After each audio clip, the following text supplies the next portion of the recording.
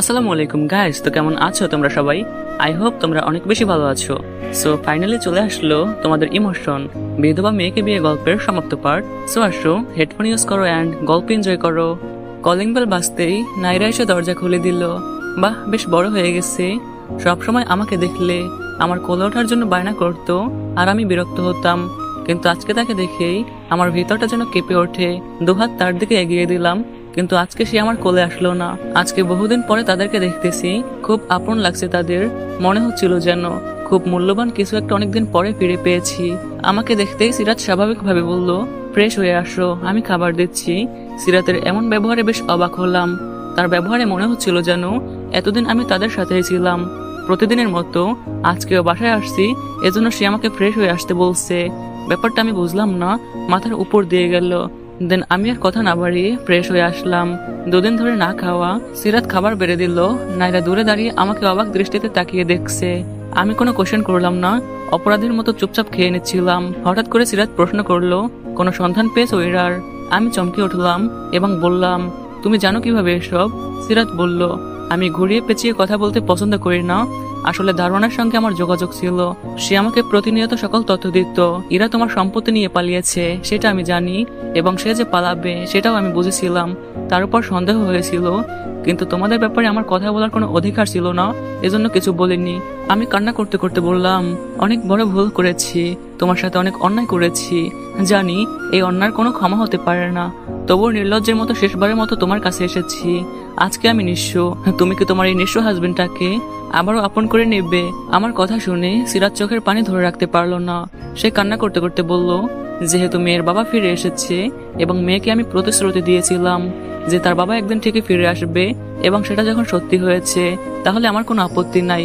তার কথাগুলো যেন আমার বুকে আঘাত করছিল। নাইরাও দাঁড়িয়ে দাঁড়িয়ে কথাগুলো শুনছিল এবং কান্না করছিল।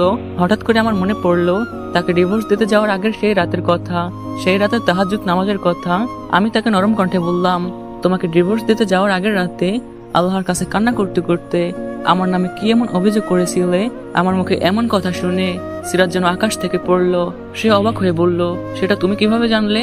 আমি বললাম, আমি লুকিয়ে লুকিয়ে তোমাকে দেখার জন্য সেই রাতে তোমার রুমে গিয়েছিলাম, কিন্তু দরজা বন্ধ ছিল, এজন্য দেখতে পাই নাই। তাই দরজার বাইরে দাঁড়িয়ে তোমার কথা শুনছিলাম। আমার মুখে এমন কথা শুনে সিরাত অঝরে কান্না করে ফেললো এবং বলল, তাহলে শোনো, বিয়ের পরেই আমি তোমাকে প্রচন্ড ভালোবেসে ফেলেছিলাম। ভাবছিলাম তুমি আমাকে মেনে নেবে, আমাদের সুন্দর একটা সংসার হবে, কিন্তু আমার প্রতি তোমার ঘৃণা এবং অবহেলার কারণে সেটা প্রকাশ করতে পারিনি। তোমাকে ছেড়ে থাকতে হবে এটা কখনো মেনে নিতে পারিনি। আমি কখনোই চাইনি যে আমাদের ডিভোর্স হোক, কারণ আমাদের ডিভোর্স হলে মেয়েটা তার বাবা হারাবে, মানুষ তাকে নানান খারাপ কথা শোনাবে যে মেয়েটার বাবা নেই এবং মায়ের চরিত্র খারাপ, এজন্য তার বারবার বিয়ে ভেঙে যায়। এজন্য আমি আল্লাহর কাছে একটা জিনিসই চেয়েছিলাম, যে তুমি যেন কোনোদিনও হারিয়ে না যাও, কোনো একদিন তুমি যেন আমাকে মেনে নাও। যদি হারিয়েও যাও তাহলে কোনো না কোনো একদিন যেন আবারও আমাদের কাছে ফিরে আসো, মেয়ের বাবার রূপে সারা জীবন তার ছায়া হয়ে থাকো। কথাগুলো শোনার পরে দুজন দুজনকে জড়িয়ে ধরে কান্না করছিলাম।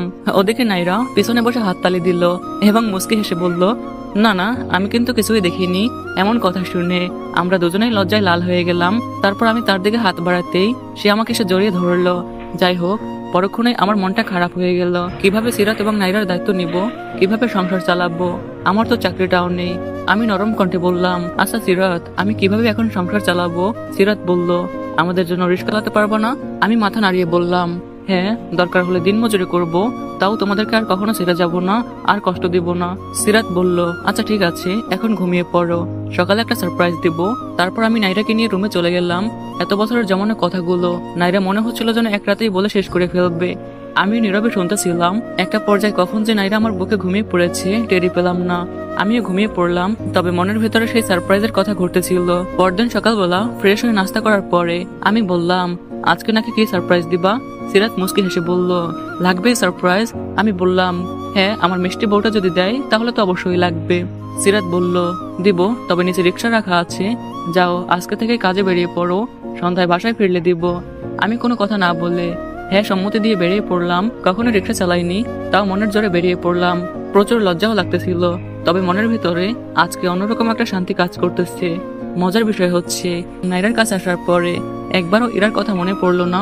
যাই হোক, অনেক কষ্ট করে সারাদিনে 250 টাকা ইনকাম করলাম এবং বাসায় এসে সিরাতের হাতে দিলাম। টাকাটা দেখেই সিরাত আমাকে জড়িয়ে ধরে কান্না শুরু করলো।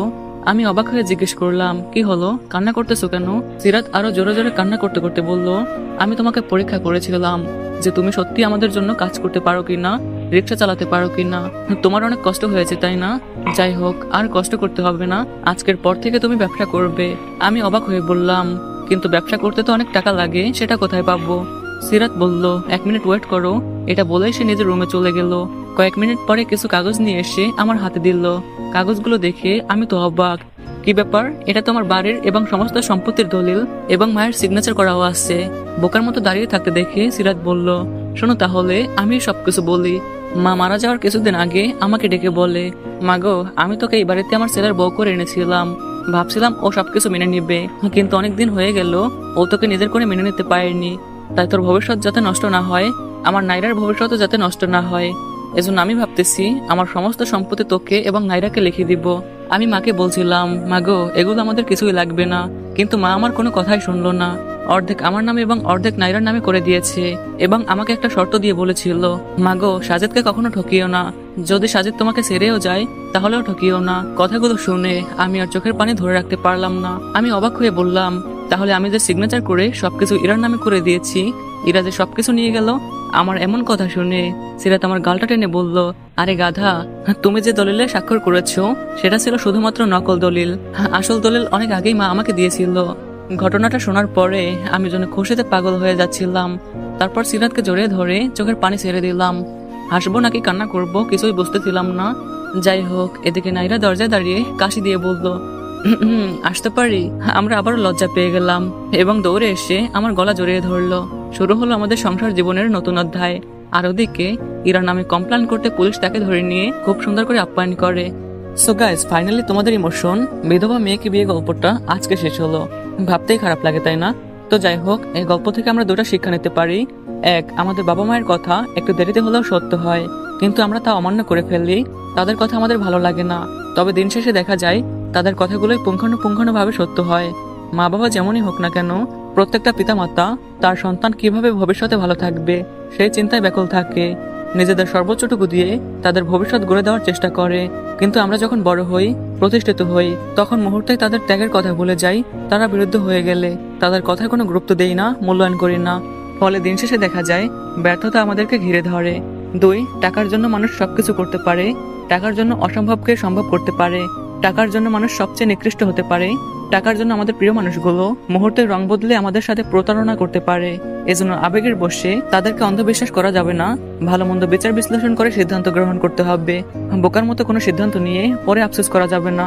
মনে রাখবা, এই পৃথিবীতে তুমি যতই কাছের বন্ধু বান্ধব আত্মীয় স্বজন দেখো না কেন, তোমার বিপদে পিতামাতা ছাড়া কেউই তোমাকে সঙ্গ দিবে না। অতএব সকল পরিকল্পনা, সকল কাজ এমন ভাবে করতে হবে যেন ভবিষ্যৎ জীবন ক্ষতিগ্রস্ত না হয়।